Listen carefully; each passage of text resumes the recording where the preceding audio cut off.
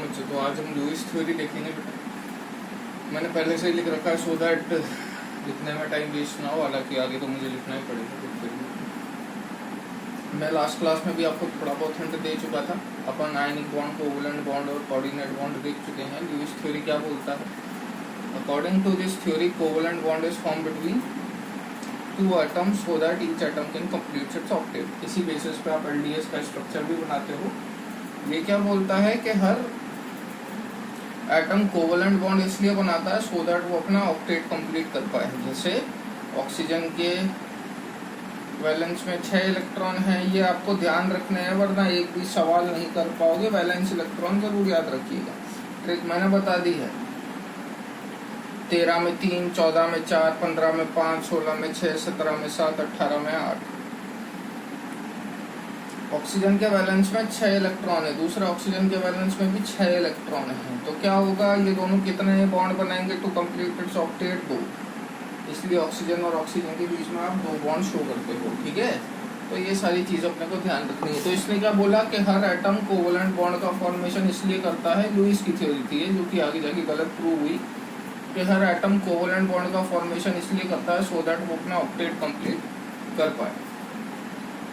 Accept hydrogen which complete its duplet. Hydrogen सिर्फ अपना duplet complete करता है, यानी कि उसके पास कभी भी 2 इलेक्ट्रॉन से ज़्यादा नहीं रहते। अपन जानते हैं क्यों, क्योंकि हाइड्रोजन फर्स्ट ग्रुप का एलिमेंट है, उसके पास सिर्फ s ब्लॉक रहता है और s के अंदर सिर्फ 2 ही इलेक्ट्रॉन आ सकते हैं। ठीक है, next we'll talk about rules to draw LDS. ये नोट डाउन कर लीजिएगा। Next we'll talk about rules to draw LDS. बनाएंगे कैसे, आज अपन बना के भी देखेंगे। सबसे पहले selection of central atom. Central atom कौन होगा? वो जिसकी इलेक्ट्रॉन नेगेटिविटी लीस्ट हो। दूसरा क्राइटेरिया क्या होता है, ये मैंने मेन पॉइंट्स ही लिखे हैं, इस बेस पे आप सेंट्रल एटम आसानी से आइडेंटिफाई कर सकते हो। वो होगा सेंट्रल एटम जिसकी इलेक्ट्रॉन नेगेटिविटी लीस्ट हो। दूसरा जो लीस्ट नंबर में प्रेजेंट हो। तीसरा एटम हैविंग हाईएस्ट एटॉमिक मास। और चौथा atom which can form multiple bond. Atom कुछ समझ में नहीं आता तो मेरी वर्डिंग पे जाके नोट कर लिया करो। ठीक है, atom which can form multiple bond समझिए। सबसे इंपॉर्टेंट है सेकंड वाला, atom present in least number. सारे सवाल लगभग इसी पे हो जाएंगे। जैसे मैं आपसे पूछ लूँ H2SO4 कौन होगा सेंट्रल एटम? हाइड्रोजन 2 है, सल्फर 1 है, ऑक्सीजन 4 है। Sulphur will be the central atom. ठीक है, HNO3 कौन होगा सेंट्रल एटम? नाइट्रोजन। अब हाइड्रोजन और नाइट्रोजन दोनों एक प्रेजेंट है, बट सेंट्रल एटम कौन होगा? नाइट्रोजन। SO3 क्यों होगा बताऊंगा, सल्फर। हाइड्रोजन एंड नाइट्रोजन, ये भी आपको पॉइंट लिखना है, can never be central atom because but obvious reason है। अगर उन्हीं पॉइंट को देखोगे तो फ्लोरीन क्या होता है? Most electron negative. वो क्या बोल रहा है कि एटम की, सेंट्रल एटम की इलेक्ट्रॉन नेगेटिविटी लीस्ट होनी चाहिए। फ्लोरीन तो मोस्ट इलेक्ट्रॉन नेगेटिव है, so it will not act as central atom. Third point पढ़ोगे तो क्या बोल रहा है? Atom having highest atomic mass, hydrogen and fluorine आएगा, सॉरी है। Atom having highest atomic mass will act as central atom. तो हाइड्रोजन का तो एटॉमिक मास लोएस्ट है 1, पूरी पीरियोडिक टेबल में सबसे कम एटॉमिक मास है इसलिए, और मल्टीपल बॉन्ड भी नहीं बना सकता, हमेशा सिंगल बॉन्ड बनाएगा। Therefore it act as central atom. Sorry, it does not act as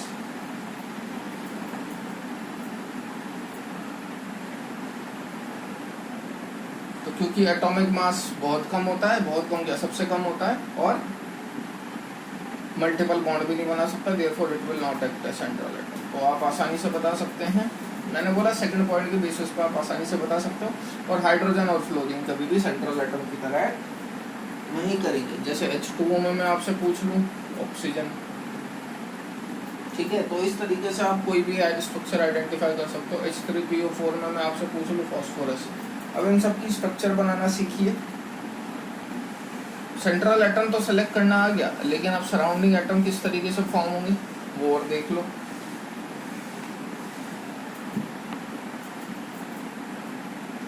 rules of surrounding atom. Oxygen present at the middle. मैं सिर्फ लिख रहा हूँ, आपको भी हाथों हाथ लिखना है, मिटाऊंगा हिंदी में बोल दूंगा तब समझ में आ जाएगा। Oxygen present at the middle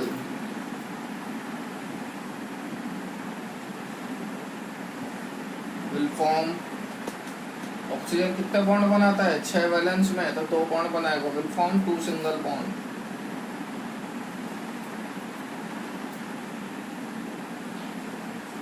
oxygen present at the corner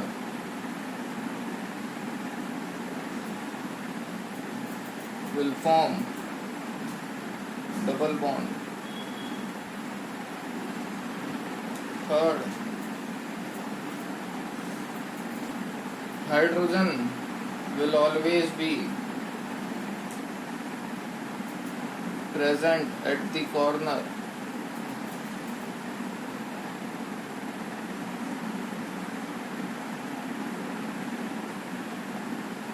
forming single bond. ठीक है, और क्या,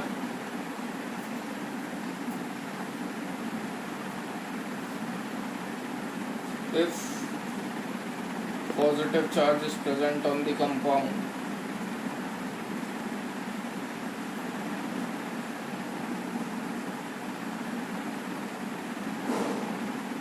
it will be on, अगर दूसरा ले लेते हैं,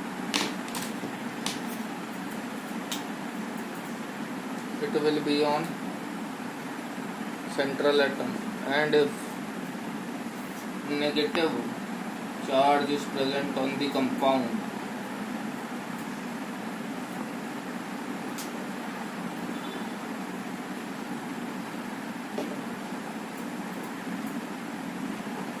it will be on surrounding atom।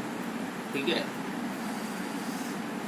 ये 2-4 पॉइंट है। पहले पॉइंट का मतलब क्या हुआ आप समझ लो एक ही बार में।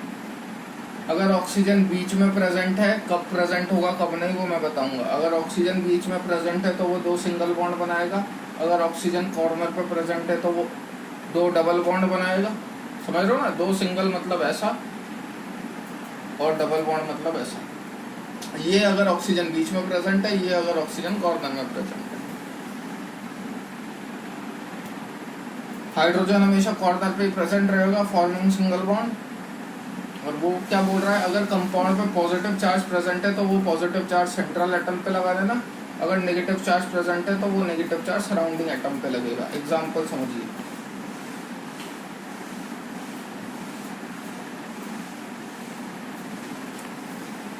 हर बार का राग आपको एक ही प्रोसीजर फॉलो करना है। सपोज H2SO4 है, इसकी स्ट्रक्चर पूछ लेता है वो आपसे, कैसी होगी भैया बताइए। सेंट्रल एटम आइडेंटिफाई, ये LDS स्ट्रक्चर है जो बना रहे हैं। सेंट्रल एटम आइडेंटिफाई करो, सल्फर। हाइड्रोजन हमेशा कॉर्नर पे प्रेजेंट होगा, पटल को इसको हर बार मैं यही करूँगा। ठीक है, हाइड्रोजन कितने बॉन्ड बना सकता है, सिंगल। देखो अगर एक ही कंपाउंड में हाइड्रोजन और ऑक्सीजन दोनों प्रेजेंट है तो क्या करा करो, ऑक्सीजन को अटैच कर दिया करो बेहिचक हाइड्रोजन से, डायरेक्ट ऑक्सीजन को अटैच कर दिया करो बेहिचक हाइड्रोजन से। कितने हाइड्रोजन प्रेजेंट है यहाँ पे, 2, तो एक एक ऑक्सीजन दोनों से अटैच कर दो। अब ऑक्सीजन कितने बॉन्ड बनाता है, 2 बॉन्ड बनाता है। एक बॉन्ड तो वो हाइड्रोजन से बना गया, एक बॉन्ड ही बचा उसके पास सल्फर से बनाने के लिए। ठीक है, इसके लिए बोला था oxygen present at the middle will form 2 single bond. ठीक है, तो अगर एक ही कंपाउंड में आपको हाइड्रोजन और ऑक्सीजन दोनों दिख रहे हैं तो हाइड्रोजन को ऐसे कॉर्नर पे रखो, जितने हाइड्रोजन है उन सबके साथ ऑक्सीजन चेप दो। 4 ऑक्सीजन है, 2 हाइड्रोजन है, ये मैंने ऑक्सीजन डाला, ये मैंने ऑक्सीजन डाला, एक बॉन्ड बन गया ऑक्सीजन का। ऑक्सीजन 2 ही बॉन्ड बना सकता है। अब क्या बचा, 2 ऑक्सीजन हो गए, 2 हाइड्रोजन हो गए, 2 ऑक्सीजन बचे, ये ऑक्सीजन डबल बॉन्ड बनाता है। ये होगी आपकी H2SO4 की स्ट्रक्चर। अब दिमाग लगाओगे तो हर ऑक्सीजन का ऑक्टेट कंप्लीट है। सल्फर 16 ग्रुप का एलिमेंट है, वैलेंस में कितने इलेक्ट्रॉन है, 6। सल्फर वैलेंस में जितने इलेक्ट्रॉन होते हैं एलिमेंट उससे ज्यादा बॉन्ड नहीं बना सकता। वैलेंस में जितने इलेक्ट्रॉन होते हैं एलिमेंट उससे ज्यादा बॉन्ड नहीं बना सकता। सल्फर के वैलेंस में 6 थे, वो बस 6 ही बॉन्ड बना पाएगा। होपफुली समझ में आ गया होगा। सपोज आपसे SO4-2 का पूछ ले, SO4 -2 कैसे बनाओगे?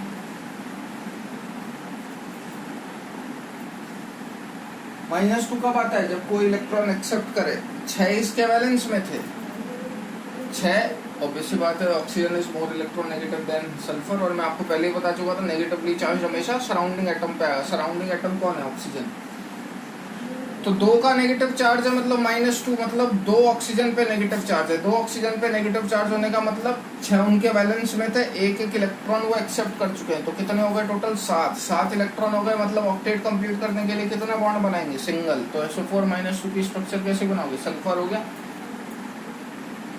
2 ऑक्सीजन ये नॉर्मल और 2 negatively charge oxygen. Negatively charge oxygen will always be present at the corner forming single bond. उस पॉइंट का मतलब ये था, ठीक है। ऐसे करके आप किसी की भी स्ट्रक्चर बना सकते हो भैया। H2S की सपोज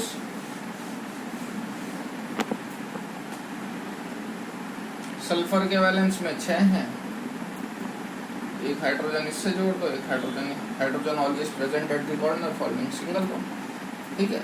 इसमें एक्सेप्शन आ जाता है बेटा। एक्सेप्शन क्या है? H3PO4 एक्सेप्शन नहीं है, H3PO3 और H3PO2 एक्सेप्शन है। स्ट्रक्चर ध्यान रख लेना, बाकी सारी आप अपनी नॉर्मल कैपेबिलिटी से ड्रॉ कर सकते हो। फॉस्फोरस के बैलेंस में 5 हैं। पहले मैं PO4 का बना देता हूँ, फिर PO3 और PO2 का बनाऊंगा। फॉस्फोरस के बैलेंस में 5 हैं, तो 1 2 3 4 5 हाइड्रोजन लगा दो कॉर्नर पे, ऐसे ऐसे ऐसे। 4 में से 3 ऑक्सीजन हाइड्रोजन के साथ जुड़ेंगे, पहले ही बताया था। ऑक्सीजन दिखते हैं हाइड्रोजन के साथ ठोक दो उसको, बचा 1 ऑक्सीजन फॉर्मिंग डबल बॉन्ड। देख लो फॉस्फोरस ने 5 बनाया, सबका ऑक्टेट कंप्लीट। H3PO3 में क्या होगा? आपको ये डबल बॉन्ड को नहीं छेड़ना, सीधी सीधी शॉर्ट ट्रिक बता देता हूँ। इस डबल बॉन्ड को नहीं छेड़ना, बाकी तीनों में से जो मर्जी पड़े वो गायब कर दो।